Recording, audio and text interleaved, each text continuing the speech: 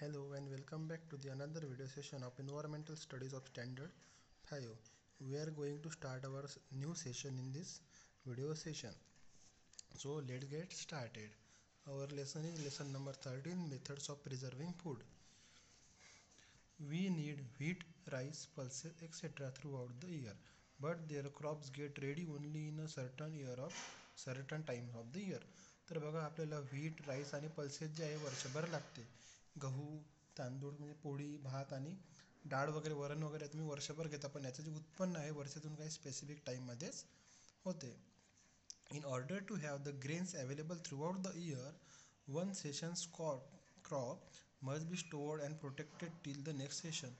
तर हे वर्षभर पुरवायसाठी आपण एका सेशनमधलं जे धान्य आहे हे वर्षभर स्टोअर करून ठेवतो, जेणेकरून ते आपण नेक्स्ट सेशनमध्ये वापरू शकू. Different foodstuffs are produced in different places.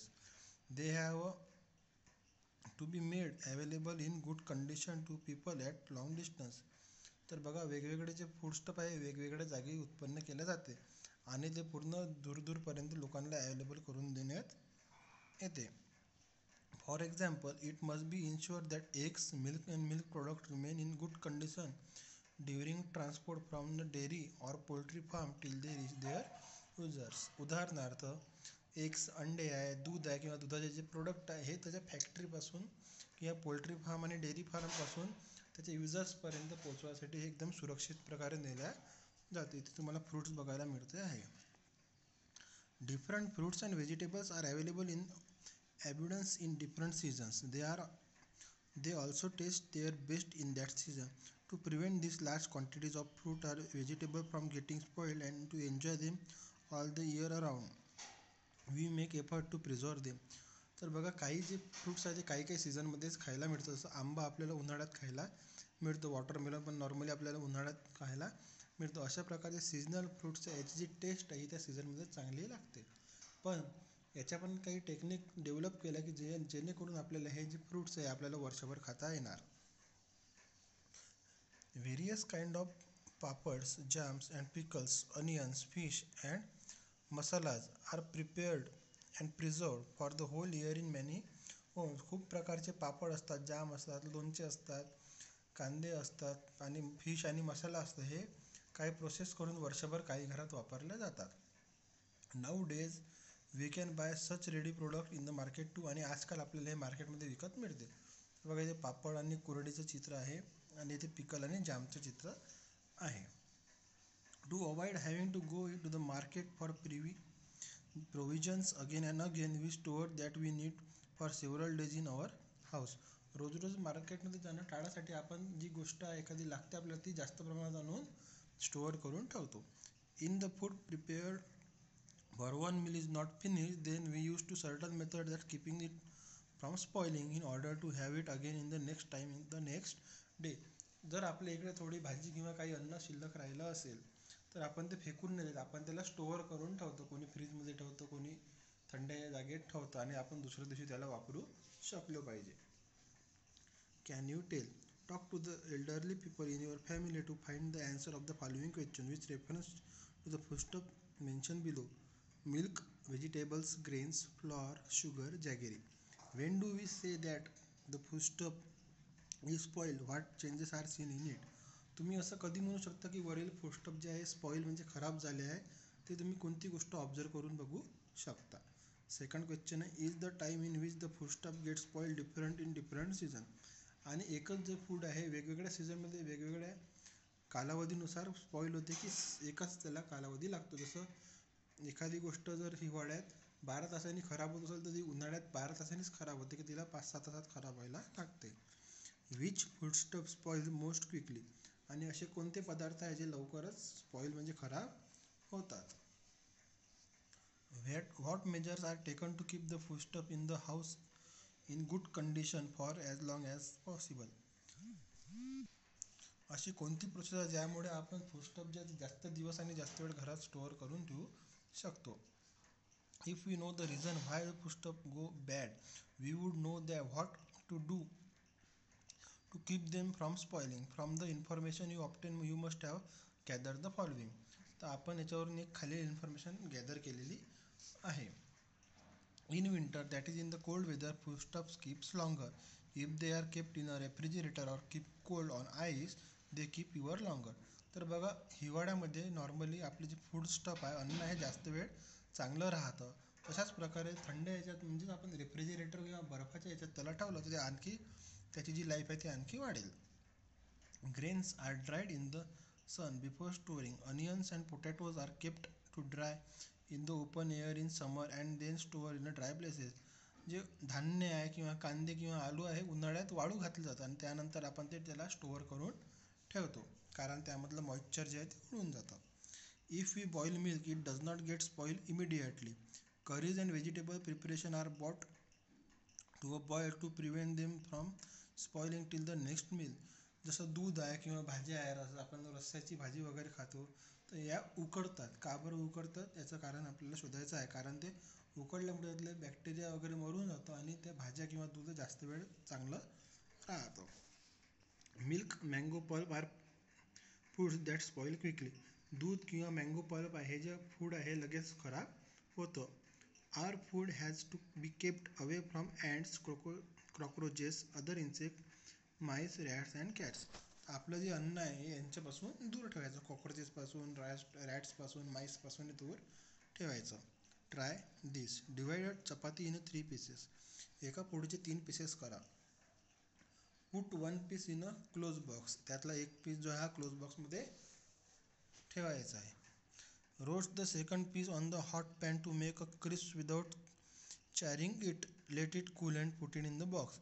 दुसरा जो पीस आहे त्याला एकदम गॅसवर एकदम कडक करा आणि नंतर तो डब्यात ठेवून द्या. If possible put the third piece in a box and put it in the fridge. आणि शक्य असल्यास तिसरा पीस जो बॉक्समध्ये टाका आणि फ्रीजमध्ये ठेवा.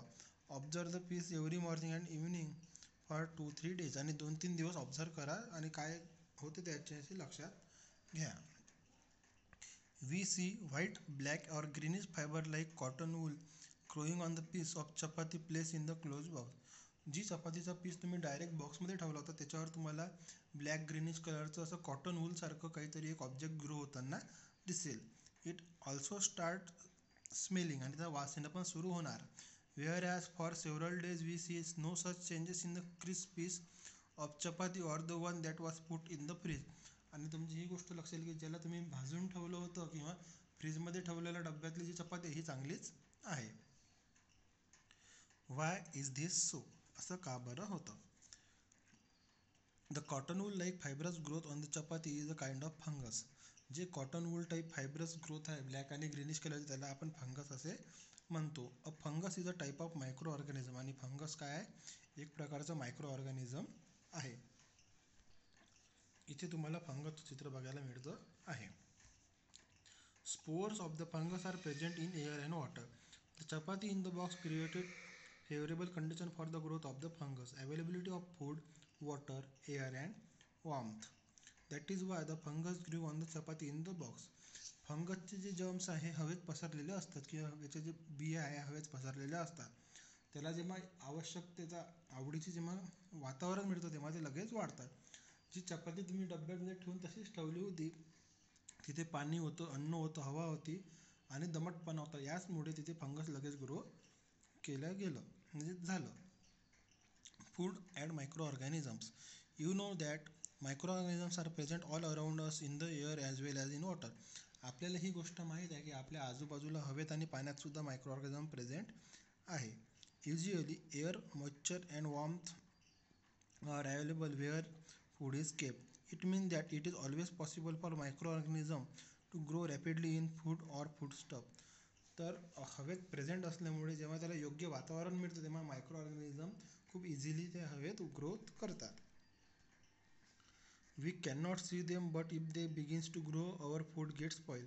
आपण त्याला बघू नाही शकत पण जेव्हा आपण ते वाढतात तेव्हा आपलं अन्न जे आहे ते खराब होतं. Such spoil food can cause a stomach ache, diarrhoea, vomiting etcetera. आणि याच्यामुळेच तुमचं पोट दुखते, तुम्हाला डायरिया होतं किंवा वॉमिटिंग होते. The nutrition value of such food is also reduce. Sometimes it can be threaten life. आणि याची जी न्यूट्रिशनिस्ट व्हॅल्यू आहे ही कमी होते आणि कधी कधी हे जीव घेणं पण ठरू शकते. Method of food preservation. Drawing. When we dry foodstuff, their water content is lost. This method is used to prevent foodstuff like papad, kuradi, सांडगे, व्हीट, डाळ etcetera.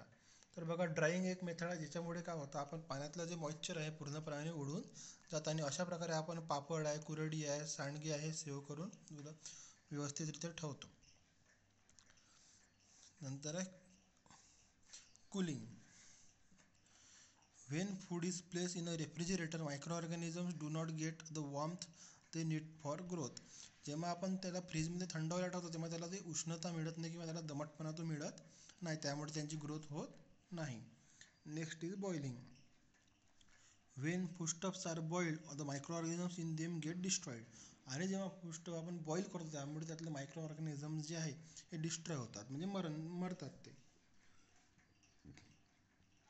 Placing in airtight cans.